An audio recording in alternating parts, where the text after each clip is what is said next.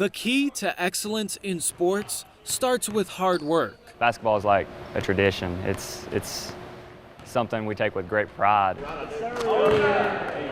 Unicoi boys basketball player Brett Lingerfelt is a clear example of that. It's a different animal, so to speak, but it's more fast-paced, and it's the most competitive thing I've ever done in my life, and I love it. He competes. He doesn't let a lack of maybe some height or lack of athletic ability to stop him. He's going to compete, and he's going to give you everything he has. Standing at 5'8", Brett worked his way to being one of the Blue Devils' best players and a lethal shooter.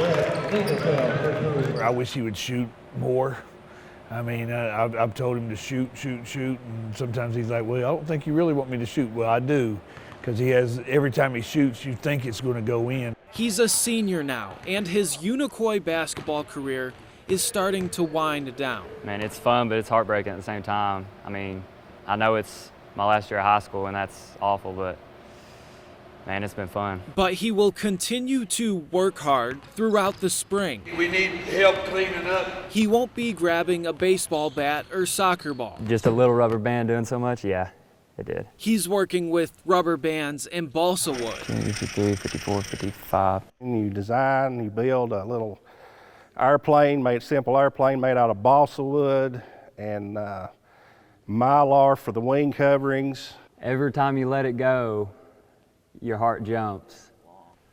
I mean, you want it to do well so very badly, but just to sit here and watch it fly it's peaceful. Brett is in the Career and Technical Education program at Unicoi High School. I've designed, built, and flown this plane for 2 years now. He built his own aerodynamic plane. I'm just trying to stretch out the rubber band, make it a little more elastic, a little more torque on it. With simple supplies you could probably find on Amazon. You take pieces of rubber and just tie them together in a loop, and you wind it up with a winder, and turns the prop, and that's the power that's supplied to the airplane. And we have seen flight times of up to 3 minutes off of just a rubber band, which is pretty amazing. The whole plane weighs around 7 grams. So they got to work. He built his first plane, which took off better than he thought. And in first place, Brett Lingerfelt of Unicoi County CTE Center. Woo!